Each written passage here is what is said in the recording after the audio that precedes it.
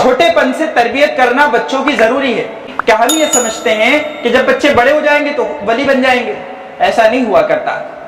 جب آپ کو ڈاکٹر بنانا ہے، آپ کو MBBS کروانا ہے، تو آپ 10th کے بعد سے کیا کرتے ہیں؟ اس کو سائنس اسٹریم میں ایڈمیشن دلواتے ہیں.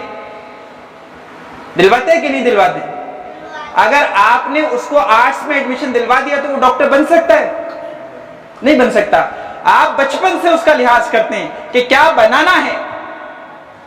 تو اگر ہمیں اپنے بچوں کو جنتی بنانا ہے، اگر ہمیں اپنے آپ کو جنتی بنانا ہے، تو ہمیں کیا کرنا پڑے گا؟ ابھی سے اللہ اور اس کے رسول کی بات ماننی پڑے گی.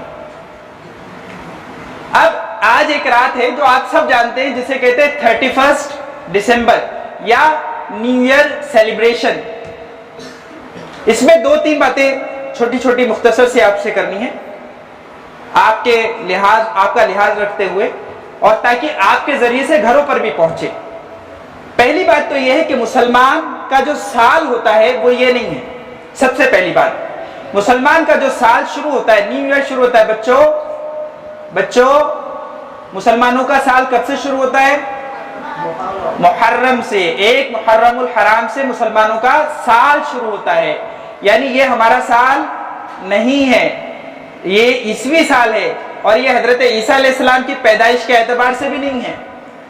تحقیقی بات وہ جب آپ بڑے ہو جائیں گے تو آپ کتابوں میں پڑھ سکتے ہیں، ہم نے بھی لکھی ہوئی ہے. یہ تو حضرت عیسیٰ علیہ السلام کے بھی تقریباً 1600 سال کے بعد شروع ہوا. پہلی بات، یہ مسلمانوں کا نیا سال نہیں. دوسری بات، مسلمانوں کے نئے سال پر بھی نئے سال کے اسٹیٹس اور DP شیئر کرنا، مبارکباد دینا اللہ کے رسول صلی اللہ علیہ وسلم نے نہیں بتایا، حضرت ابوبکر رضی اللہ عنہ نے نہیں بتایا، حضرت عمر رضی اللہ عنہ نے نہیں بتایا، حضرت عثمان رضی اللہ عنہ نے نہیں بتایا، حضرت علی رضی اللہ عنہ نے نہیں بتایا، امام ابو حنیفہ نے نہیں بتایا، امام شافعی نے نہیں بتایا، امام مالک نے نہیں بتایا، امام احمد ابن حنبل نے نہیں بتایا، خواجہ معین الدین چشتی اجمیری نے نہیں بتایا، پیران پیر نے نہیں بتایا. تو نیا سال شروع ہو، اس پہ دھوم دھڑاکا ہو، آزو بازو والے سو نہ پائیں، ان کے دلوں کی دھڑکن بڑھ جائے، ہم گانے گائیں، اللہ کو بھول جائیں، یہ اسلام نہیں بتاتا. کسی کو تکلیف دینا اسلام نہیں بتاتا. تو پہلی چیز، یہ ہمارا سال نہیں. دوسرا، یہ طریقہ ہمارا نہیں. تیسرا، جو بے حیائی کے کام ہوتے ہیں، جس میں اللہ کی نافرمانیاں ہوتی ہیں، بالکل عین ممکن ہے کہ اللہ تعالی وہاں پر آسمان کو گرا دے.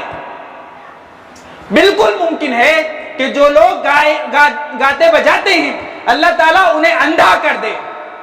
حدیث میں آتا ہے کہ نماز پڑھ رہا ہے، اور اوپر کی طرف دیکھتا ہے، آسمان کی طرف دیکھتا ہے، حضور نے فرمایا کہ سنبھال کے، اللہ تیری آنکھوں کو اچک لے گا.